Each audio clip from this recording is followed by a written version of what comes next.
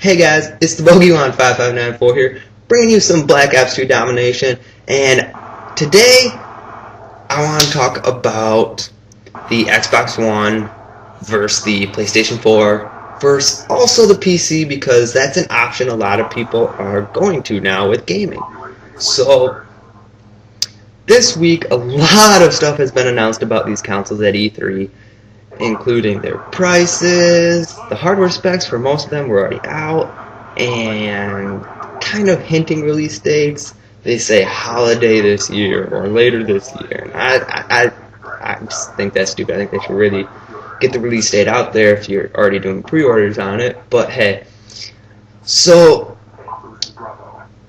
let's start off by comparing the RAM levels in the three different gaming platforms. So you have a lot of choices on PC, but I'm going to do, if you're going to do like a budget build, because unless you have like $1,000 or over just to spend all you want on a PC, you're going to have to go with the options that I'm saying, because you just can't really spend more on the parts and still stay under $1,000 while getting a good PC. So, to start off with, the Xbox One has 8 GB of DDR3 RAM, which the PlayStation 4 has 8 GB of DDR5 RAM. So the PlayStation 4 there is a lot better, but yet the Xbox One also has 32 megabytes of SRAM, which is really fast RAM that it can use to make up for that difference. So you're gonna get about equal quality in games there. And with a PC, to stay under $1,000, you gotta go with like 8 GB of DDR3 RAM, but you won't have that 32 megabytes of SRAM to make up for that. So really, these consoles are gonna, for the next few years, perform just a little better than PCs. But eventually, the PC will obviously, they'll keep developing better games, and you can get better parts, and after a few years, the games will look better on the PC again, just like with this last gen of consoles. So, the PlayStation 4 is the winner for this. It's going to be a little bit more powerful RAM-wise. So, let's talk about the graphics card, of the GPU, whatever you want to call it. I just want to throw out quick, I'm not going to talk about the CPU, because that's not really that important. Because when it comes to gaming, they've really been making games lately that will run mostly off the GPU instead of the CPU, because they can make better games with it. And the CPUs in these consoles are like a third the power of the Intel Core i7s that have been out. How would I say that? I'm at a half. But anyways, yeah, they're not very powerful CPUs, but they don't need it because they're set aside for gaming. And unless you're going to build a PC that you want to do a lot of like video editing and PowerPoint making and different things like that, then you don't really need a big CPU either, unless you're going to be moving huge amounts of data rather than gaming.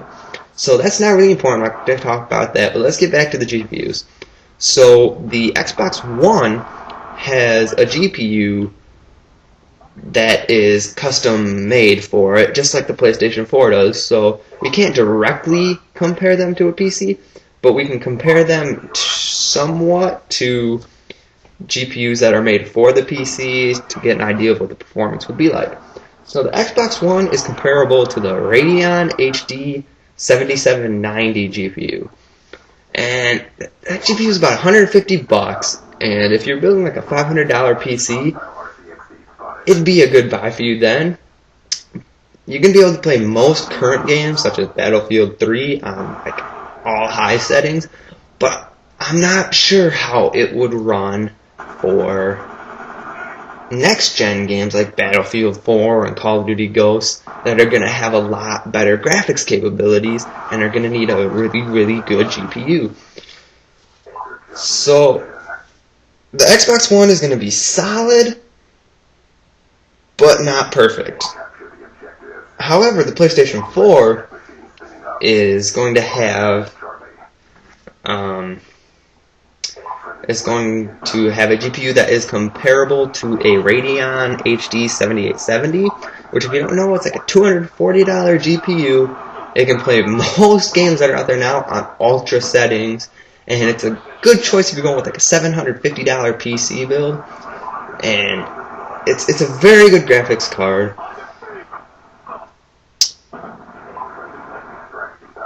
So if you're going to do a PC, you'd have to at least go with the 7870, which would be like $240. And the reason I don't go PC is because after the $240 for that, you've got to buy a processor, you've got to buy a power supply, you've got to get software for it, you've got to get a disk drive, you've got to get all that stuff, where these consoles already have it, and they sell the consoles at a loss. So really, you're getting a really good deal on the consoles, whereas if you buy a PC and build it, you have to buy all the parts yourself, and you're paying exactly whatever it costs. You're not buying a console from a company that's selling it at a loss to you. Because what gaming companies do, like Sony and Microsoft, is they sell their consoles at a loss, and then they take a cut of each game made for the console, and like different things, Xbox Live cards. We're going to start buying PlayStation Plus cards, and things like that. They get all this money, Microsoft points, and those different ways of getting money are how they actually make money in their business. So PC isn't a good choice unless you have like $1,000 or more to dish out on a good gaming PC. Because if you do that, then you're going to get a great PC. You're going to be able to edit videos, stuff like that, which you may not need to do, but hey, you can always have that option. And you're going to get a very good graphics card, which is going to play just next generations of games very, very well. So for the consoles, and the Xbox One, I just personally don't like what they did. I have an Xbox 360, not a PlayStation 3. I love my 360. I've had it for years now, and it's been my favorite console.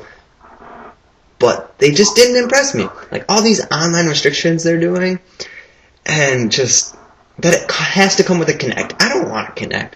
They haven't even shown any games that use the Kinect. All they've shown is like, whoosh, whoosh, I can move my hands and move the screen, you know. I don't care, really. I want a gaming console.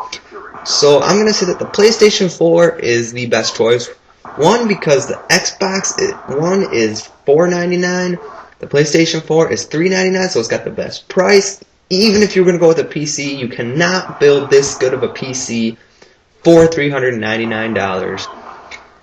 And you got a Blu-ray player, and it's just, these games that are playing on there are going to look better on these consoles for the next few years until PCs take their place as the best console again. So really, guys, I'd go with the PlayStation 4 if I were you. And I just want to bring up, there was this funny video that was made by Sony, and it was how to share a PlayStation 4 game with your friend. And one guy's like, how to share a PlayStation 4 game with your friend?